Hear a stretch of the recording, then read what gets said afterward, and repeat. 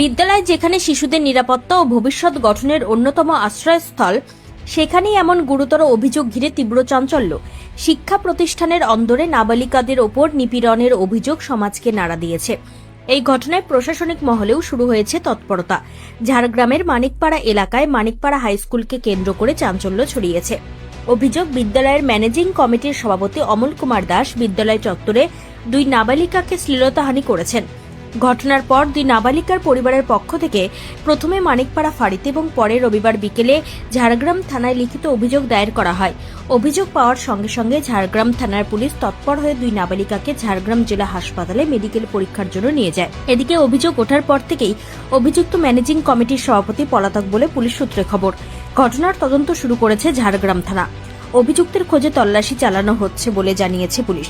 এই ঘটনাকে কেন্দ্র করে বিদ্যালয় চত্বরে নাবালিকাদের নিরাপত্তা ও শিক্ষা প্রতিষ্ঠানে নজরদারি ব্যবস্থা নিয়ে ফের প্রশ্ন উঠেছে। শুনেছি বলতে কি, ওই স্কুলে খাতা প্লাস জামা দেওয়ার জন্য ডেকে নিয়ে গেছিল, ড্রেস দেওয়ার জন্য আর কি, খাতা ড্রেস এসব দেওয়ার জন্য ডাকছে যে আধার কার্ডটা নিয়ে আসো। নিয়ে এসে যাবার পর এবার অমল দাস তাদেরকে নারী নির্যাতন, সেই গায়ে হাত দেয়। এবার কি সেটুকু আর বলা যাচ্ছে না আর কি, যেমন হবে তার উপর শারীরিক অত্যাচার যে করেছে আর কি। এই ওই যে কেস বাড়িতে এসে বলে, তখন আমরা সবাই যাই। অমল দাস ওখানকার মানে স্কুলের কে? ওই শুনছি সেক্রেটারি। ম্যানেজিং কমিটির সেক্রেটারি? হ্যাঁ। তো এর আগেও কি ওনার বিরুদ্ধে এরকম অভিযোগ উঠেছে? আগেও উঠছে কি না উঠছে সেটা আমরা শুনি না আর কি, জানিও না আমরা। তো মেয়ে এসে বাড়িতে এইসব বলার পর আপনারা কি করলেন? আপনার এবার আমরা ফাঁড়িতে যাই, মাস ফাঁড়িতে গিয়ে ওখান থেকে এফআর করলাম, এবারে ঝাড়গ্রাম পাঠালো আমাদেরকে, এইখানে বলছে ওইখান থেকে যাও। তো মানে মেয়ে এখন কেমন আছে? এখন মেয়ে আপাতত ভালো আছে। তারপরে আমাদের পুলিশ ফাঁড়ি থাকতে তাদেরকে গাড়ি করে নিয়ে আসছে। আপনারা কি চাই? আর ওরা কঠোর শাস্তি চাইছি, ফাঁসি চাইছি, আর জন্য মানিকপাড়া এরকম জিনিস না ঘটে। এটা কোন school? Manikpara high school, Manikpara high school. এটা কি ছেলে মেয়ে দুটো পড়ে? হ্যাঁ, দুটোই পড়ে। আপনার নাম? আমার নাম গঙ্গাধর মাহাতো। আপনি মেয়ের কে হন? আমি ওর মেয়ের বাবা। হ্যাঁ, বাবা। একটুখানি বলুন। ঘটেছিল বলতে, ওর বাড়ির পাশে মানে ওই ওই পাড়াতেই আমার বাড়ি।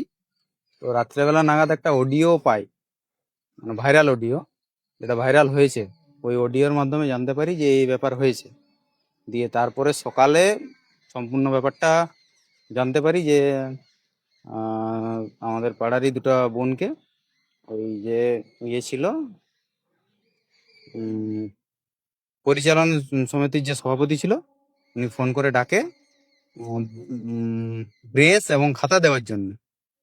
দিয়ে তার সঙ্গে খারাপ আচরণ করে।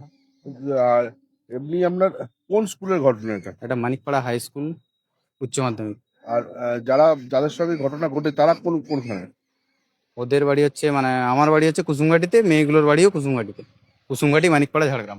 আচ্ছা, তো এটা এই দুটি মেয়ের সঙ্গে আগেও কি এরকম ঘটনা কোনো অভিযোগ এসছে ওই লোকের সম্বন্ধে?